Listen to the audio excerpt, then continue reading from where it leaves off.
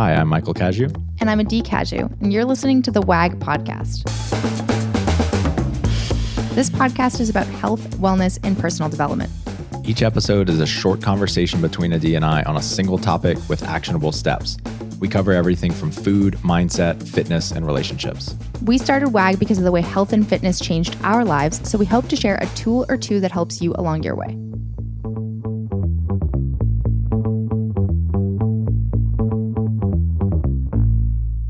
Yo. Hey. Welcome back, everyone.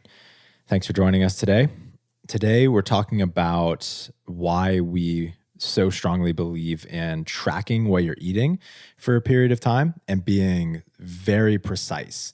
And we get questions around this almost constantly from people who feel like tracking, like they think, I don't want to track for the rest of my life. That's too strict or that's too neurotic. Do I have to do that? And I also think that there definitely are some people that it's not good for. So that's like straight out the gate. If you've, for some people, most people with an eating disorder past, it can be triggering. It can be too strict for, like, there are definitely going to be groups of people that it's just not good for. For the majority of active, healthy people that have a relatively not super colorful relationship with food, but just like not a clinical eating disorder. What do you mean by that? Not a super colorful like not relationship? Not a clinical eating disorder. So most people. Yeah, like most people. Like me, I definitely had some issues with my relationship with food, but it was never a clinical eating disorder. For those people, for a lot of people, tracking your food is a skill, and it's something that can be really, really helpful. Right out of the gate, we also want to say that we don't believe that this should be a permanent solution for most people. Some people seem to be able to sustain this and it sort of feels effortless and it just becomes a part of the way that they eat. But for most people, doing this very, very long term becomes burdensome. It takes too much energy and effort, and that's not something we're a proponent of. We believe that this is a skill to learn and a tool that you can have in your toolbox to pull out at any time. Yeah. And we're going to talk about why we believe that. Totally. A couple of years ago, I was on a podcast with Dr. Andy Galpin, and he gave me this really, really cool analogy that relates to nutrition. And it's the cook, baker, chef analogy. A cook in a kitchen, what they do is they grab a little bit of butter, they grab some vegetables, they throw it in a pan, they throw in a little bit of meat, a little bit of this, a little bit of that, and they kind of just wing it. Mm-hmm.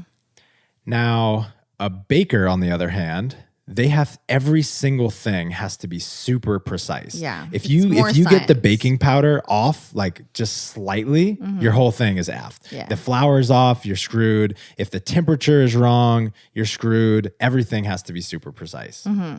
Yeah. With baking, it's really like a science. It's kind of like chemistry where every little ingredient and the amount of the ingredient really does matter versus being a cook. You can kind of be a little bit more flexible. You can be a little off, you can mess it up, you can correct it. If you put too much salt in your cookies, there's no correcting it. It's just done. You're going to have to start the batter over. And I think the majority of people want to be... Wait, what about a chef? Well, we'll talk about a chef in a little bit. Okay, cool. Most people want to be able to just wing it and not put a lot of thought or effort into what they're eating. So they want to be a good still cook. Come out. They want to be a good cook and the food still come out absolutely amazing. Exactly. And healthy. Exactly. Yeah. But the problem is that they haven't spent enough time really learning the rules.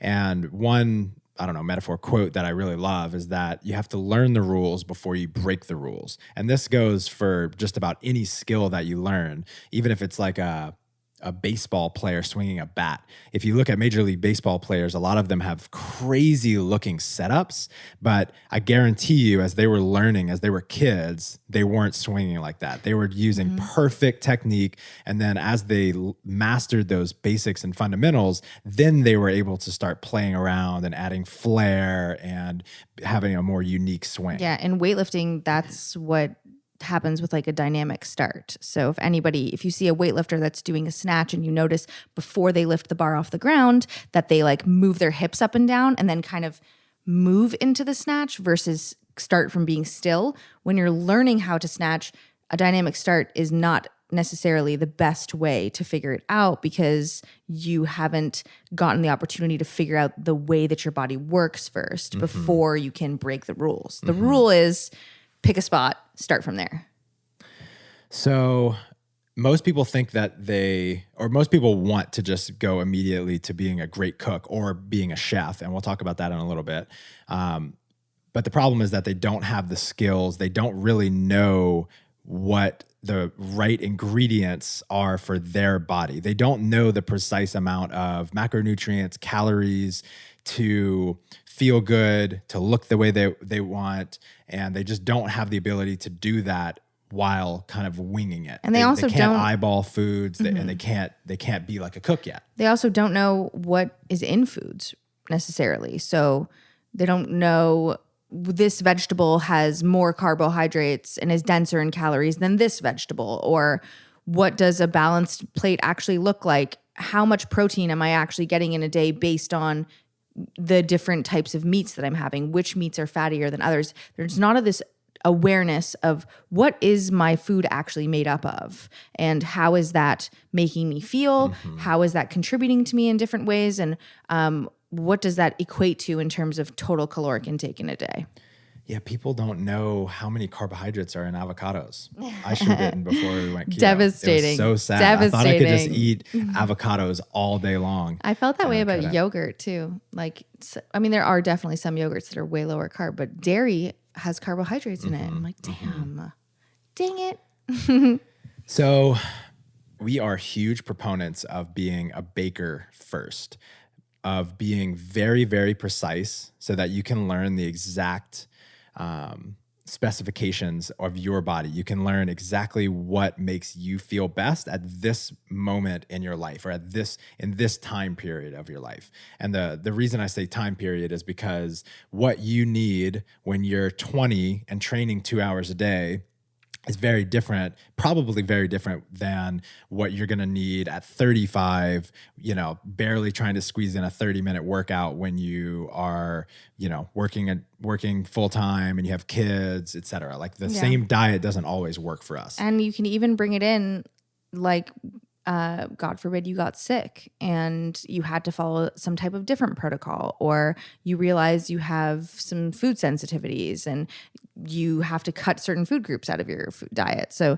why we're such a huge believer in having a period of time where you learn the skills that is required to build awareness around your food, be precise with tracking your food, knowing how much you're eating in a day and how it makes you feel, is because life is going to throw you some curveballs. So it's going to give you confidence that you can handle all of those curveballs and you're going to be able to adapt and be flexible instead of just being stuck in this one way of eating and not feeling confident to be able to adjust to the other things that are going on. It's kind of like you go from, we're going to talk more about like the different transitions for sure.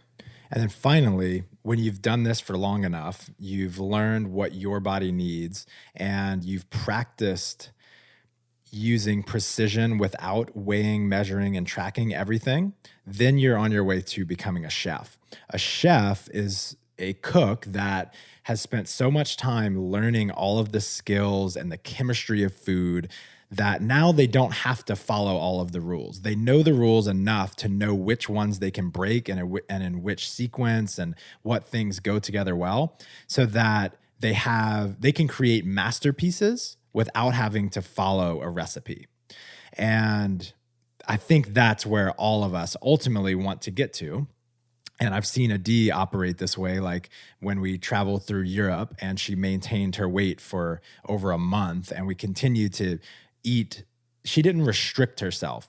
Now, she wasn't going and binging and eating a ton of crappy food, but she enjoyed the different foods that the local cultures offered, and she maintained her weight the entire time. So she was a masterpiece. This body was a masterpiece, but she didn't have to put a ton of effort into it.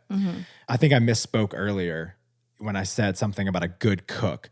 There's just basic cook, there's baker, and then there's chef. The chef is like the equivalent of a really great cook, someone that can feel like they're almost winging it, but they can maintain or even work towards body composition goals like losing body fat or something. The chef has a much deeper awareness and understanding of food than a cook, and how they work together and how the flavors pair together and that type of thing.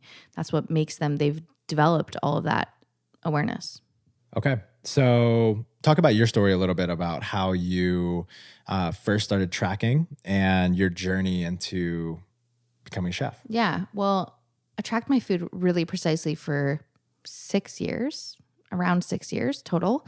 And like in consecutive, not total. And I mean, I don't think it requires you taking that long. I was just competing as a weightlifter and in a specific weight class. So I think you can build these skills way sooner than 6 years. I was in a routine and I was training 20 hours a week, and I was needed to maintain my weight for certain competitions. And that's just what worked for me at the time. I didn't have a lot of other stressors and responsibilities in my life. Afterwards, when I retired, I guess, from competing, and I decided I was going to eat more intuitively, and we started dating. So it was like, I wanted to like explore with you and not have to be as diligent as I had been in the past. It was hard. It was like a little scary. People listening that have tracked their food before, and the biggest objection is that it's so obsessive, and then it takes away a little bit of your intuitive eating, like your ability to eat intuitively.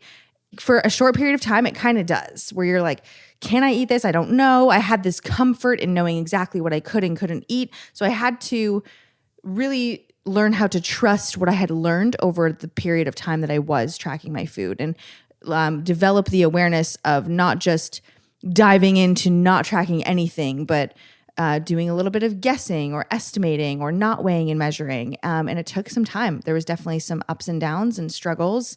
We did a whole podcast episode about it, I think. Yeah, we did too. Yeah, we did too. And so it was definitely a bumpy road, but I got eventually to a place where I now feel really confident in my ability to just listen to my hunger when I'm hungry, when I'm not hungry, what I can feel like I can have a treat without completely overdoing it and going off the deep end, or not eat things and not feel 100% restricted in that and feel like it's taking away from my enjoyment of life. Mm-hmm. And you also know roughly how many, like what your plate should look like for you to have a really balanced day in terms of macronutrients. Yeah. So if I have pancakes in the morning for breakfast, I know the rest of my day needs to be adjusted accordingly. And it's not something I have to really think so hard about. It's just comes more naturally to just make those adjustments. Mm-hmm. And something that both of us have done over the last 5 years is we'll go through these periods of tracking and getting really dialed in and having a lot of momentum. And then every now and then we'll have some, vacation or big event that kind of throws us off track, and we have some negative momentum. And then at some point we reel it back in by weighing, measuring, tracking our food again for some period of time. And it just sends us off in this like positive direction, and it gets us back to where we feel in control and we feel confident and we feel, like we're treating our body as well as we could. Yeah, totally. Or we have some new goal that we want to achieve. Mm-hmm. And in order to get towards that new goal, to get there as quickly as possible, we know that being precise helps, and it helps it happen faster. So for example, we're about to have a baby, and after I know that my milk supply is great and I'm breastfeeding the baby, I'm probably going to go back to tracking my food to feel more in control of what it is that my body's doing. So some reasons to consider being a baker for a while and tracking your food is because it helps you learn what your body actually needs. It helps you develop awareness around your habits. It teaches you to learn to pay attention to your emotions around food. So one of the things that I will often notice is at the end of the night, I've had a habit of binging or like succumbing to cravings late at night. And I think during our keto experiment where I was tracking very diligently, I started to notice right before I would eat something that was slightly outside of my diet, I was feeling some level of boredom, or I was feeling tired, or I was feeling a little anxious. And that was the precursor to me eating something that I really didn't want to eat. And so by tracking and really being intentional about what you're eating, you start to develop this new emotional awareness. And that's kind of getting at the root of a lot of food issues. Yeah, versus if you weren't paying attention to what you were eating and you didn't have to write it down and you didn't have to be accountable to it, you might have just eaten that thing and not paid attention to what's around it, where you're like, okay, I've already exceeded my calories for the day, let's say, and now I'm going to have to like pause before I make a decision to eat even more, which sometimes that's okay to eat. Like if you're hungry, like it's okay. But you have to stop and think about it. Like, am I actually hungry? Because I've eaten all this today. So therefore, like what's going on? It just makes you think about things. It inserts a pause, which is really a pause. Even if you don't track your food for precisely, pausing for a couple minutes before you decide what you're going to eat is a really amazing skill to develop. And overall, this is like the precision tool in nutrition. Learning to weigh and measure and track your food and hit a set of macronutrients is like a Swiss Army knife. It is the tool that allows you to manage your body weight and body composition.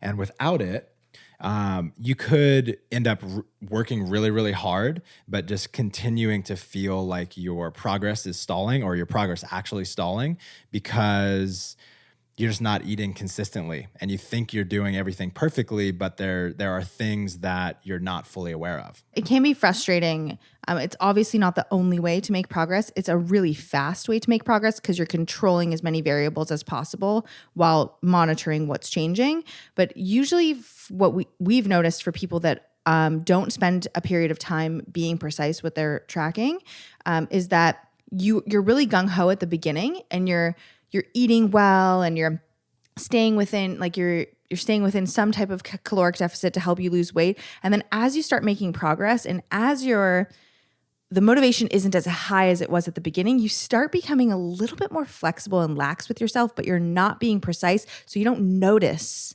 the moments of extra flexibility.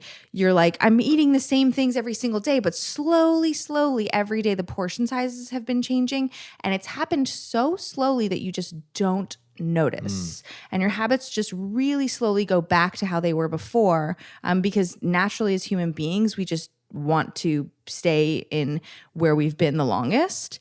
And that it's like when you gain weight slowly every single day, and you see yourself every day and you just don't notice until you all of a sudden see a picture of yourself from months ago and you're like, whoa, I can't believe this, right?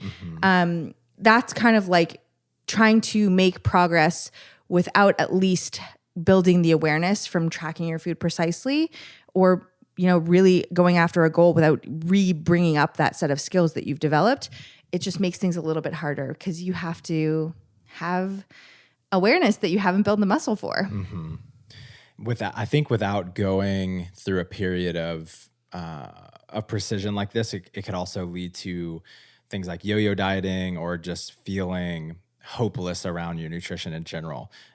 People really struggle with nutrition, and this is just a way to get really, really precise about what is and isn't working. And I also hear a lot, like another objection is people didn't do this stuff a long time ago, but our world is actually designed to make losing weight and maintaining your weight really difficult.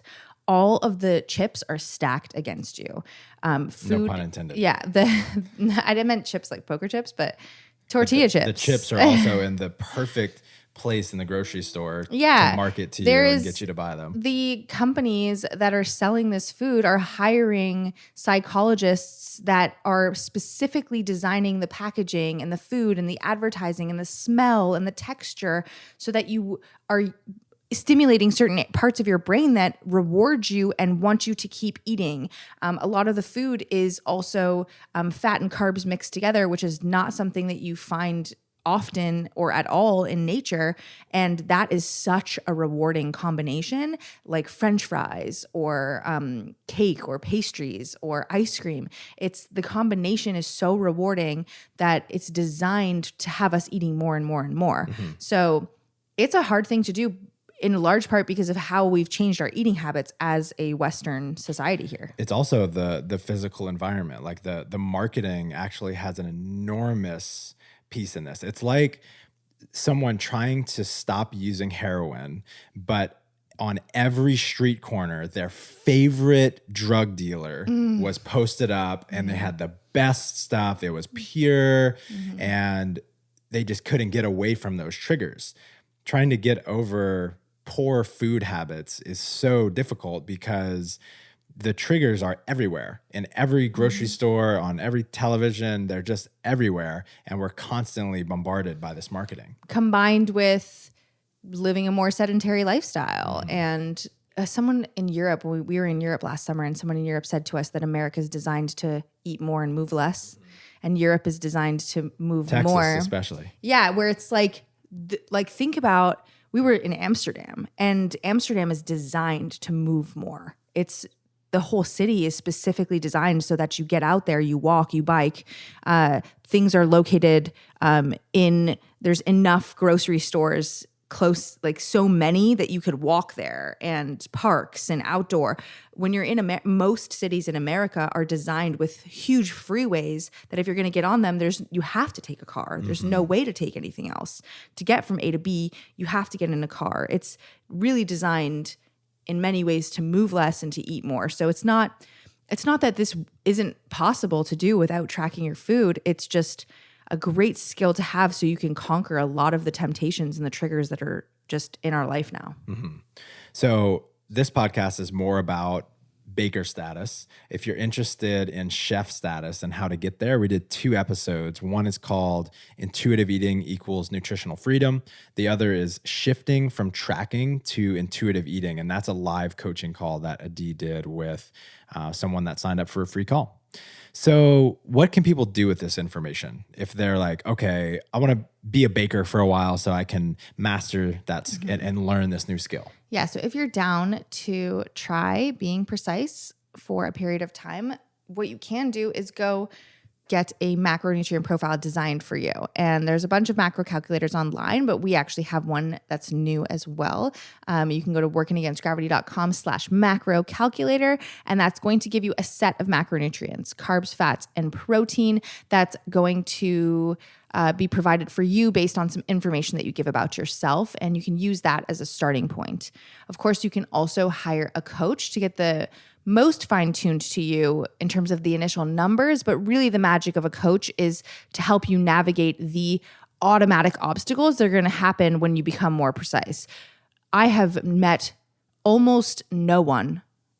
I think I've met maybe only one person that I can think of off the top of my head that was initially given a set of macronutrient numbers to follow and nailed it right week 1 or week 2.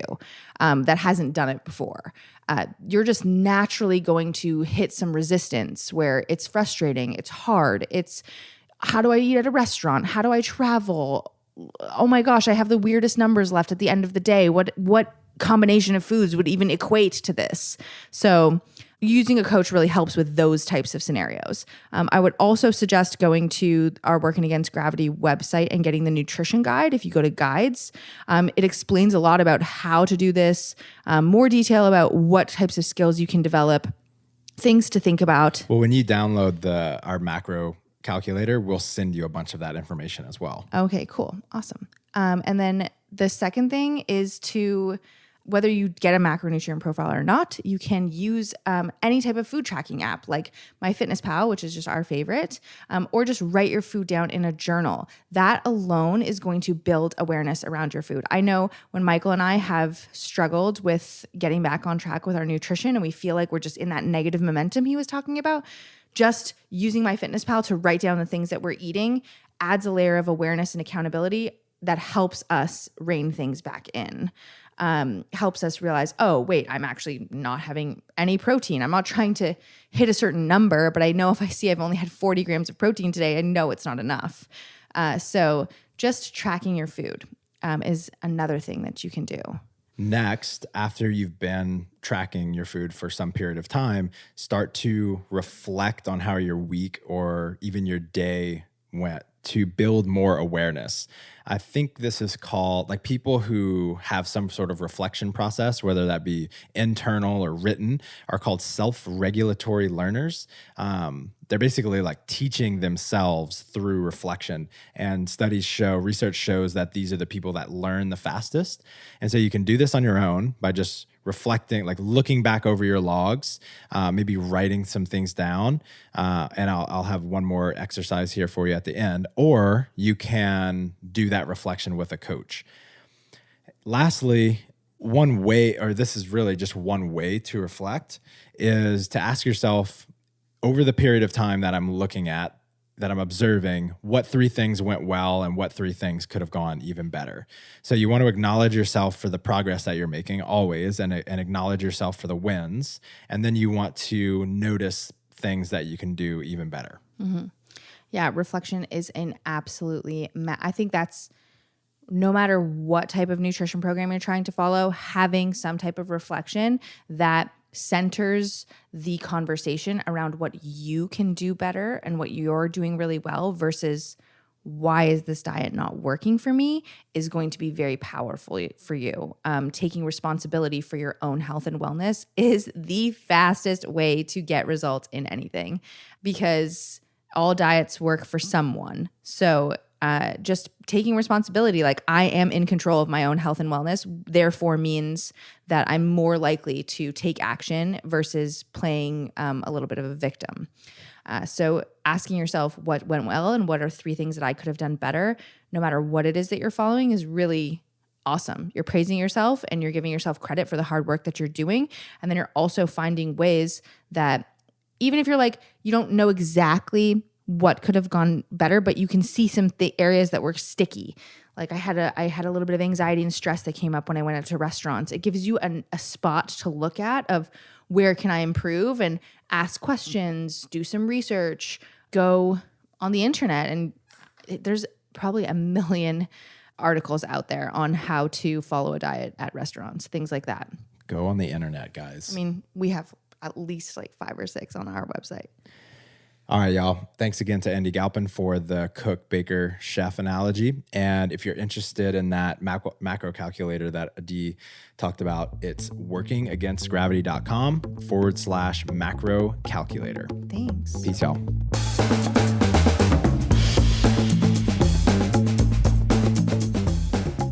Thanks for joining us. Stay in touch by signing up for our newsletter at workingagainstgravity.com or on Instagram at workingagainstgravity. And don't forget to subscribe to us on iTunes, leave us a 5-star review, and refer a friend. We'll be back next week with another episode. Talk to you then.